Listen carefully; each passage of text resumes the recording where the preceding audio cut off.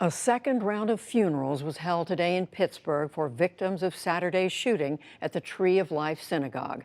Melvin Wax, Irving Younger, and Joyce Feinberg were laid to rest in separate services. They were among the 11 people shot to death in the attack.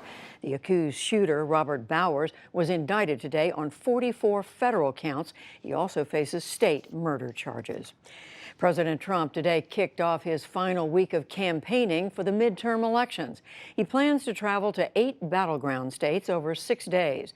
The president left Washington this afternoon for Florida, where he is stumping tonight for Republicans in the governor and Senate races.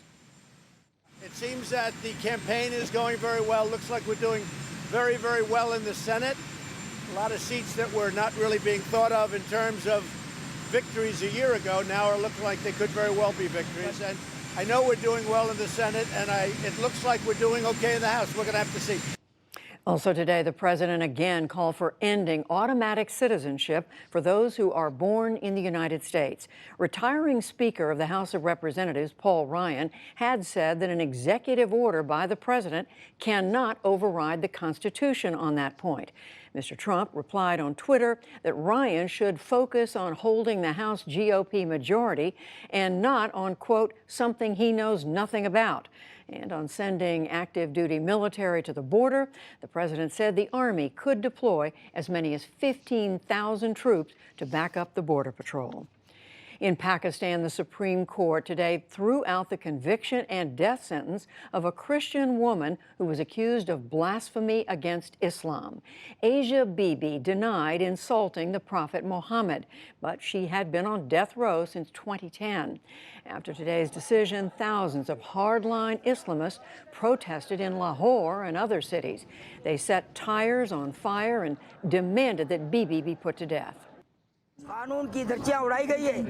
We demand from the government and from Prime Minister Imran Khan to immediately punish the blasphemer so that no one dares commit such a crime in the future. Until this is done, our protests will continue. 2 politicians who had tried to help Bibi have been assassinated over the years. She is now expected to leave Pakistan for her safety. Search teams in Indonesia have found the main body of the Lion Air passenger jet that crashed just after takeoff Monday. They say high-tech scanners picked up what appears to be the fuselage, about 100 feet deep in the Java Sea. The team say they've also picked up signals from the flight data recorder. Meanwhile, families of the 189 crash victims are waiting on shore as debris is brought in. In economic news, General Motors offered buyouts to 18,000 white-collar workers in North America in face of slowing sales. All told, the automaker has about 50,000 salaried workers in the U.S., Mexico, and Canada. Wall Street rallied for a second day on upbeat quarterly earnings reports. The Dow Jones Industrial Average gained 241 points to close at 25,115. The Nasdaq rose 144, and the S&P 500 added 29. And Bostonians paid tribute today to their World Series champion Red Sox. Players rode on duck boats and showed off baseball's biggest trophy to hundreds of thousands of fans. It is the team's 4th title in 15 years.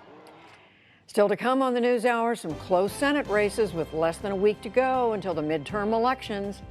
A new political battleground, the fight over one hotly contested attorney general seat.